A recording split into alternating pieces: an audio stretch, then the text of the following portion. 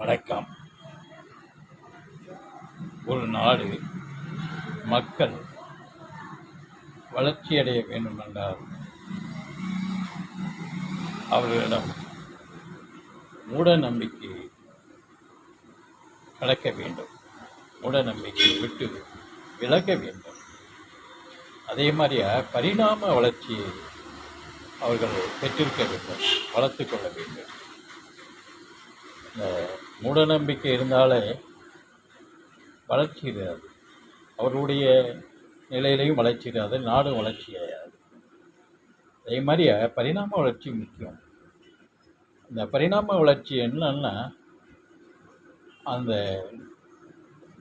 நம்மளுடைய அறிவுத்திறனில் இருந்து செயல்படுத்தும், இன்னதான் அப்படின்ற வழிநடத்தி செல்லும். பரிணாம வளர்ச்சி யூகிக்கும், ஒரு பகிர்மானம் கொண்டது, அதுவும் வேண்டும். உலக நாட்டில் அந்த நாட்டை சொல்லக்கூடாது, இப்படி ஒரு மூடநிலையாகவும் இருக்கிறார்கள் மக்கள். பாவம் என்னென்னா, ஒரு அவன் செய்கிறது ஒரு, அப்புறம் அங்கே சிரிப்பு நிகழ்ச்சி மாதிரியாக பண்ணுறான். 2 பேரும் வர்றாங்க, வந்து ஒரு ஆணிடம் காவி மாதிரியே சிவப்பு கட்டியிருக்கான். நம்ம அடிக்கிற மாதிரியே பட்டை அங்கங்கே விலகி ஒரு வித்தியாசமாக அடிச்சிருக்கிறான் பட்டை, இந்த திண்ணூறு மாதிரியா. பக்கத்தில் அவனுக்கு ஒரு பிக்கெட்டிங் ஒன்று வச்சுக்கிறான். வச்சுக்கிட்டு என்ன பண்ணுறான், ஒரு கலசம் மாதிரியே வச்சுக்கிறான், மண்டு கட்டி, அந்த வேடு கட்டி வச்சுக்கிறான், மண்டு கட்டி வச்சுக்கிறான். அந்த கலசம் சிவப்பு துணியில் தான் கட்டியிருக்கான். கலசம்னா மண் கலசம் மாதிரி வச்சுக்கிறான்.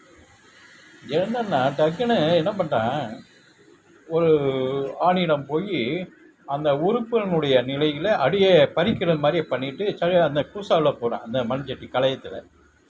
இவன் உண்மையாகவே நம்பிட்டு என்ன பண்ணுறான், அந்த நபர் மறைவில் நின்று இருக்கா இல்லையான்னு ரொம்ப பிதிக்கி தேடி பார்க்குறான். எவ்வளவு மூட நம்பிக்கை பாருங்கள், எவ்வளவு மூட நம்பிக்கை. அப்படி அது உண்மை, ரியலாக பண்ணுறாங்க. நெக்ஸ்ட்டு அதே மாதிரி பெண்களிடமும் அப்படி தான் பண்ணுறாங்க.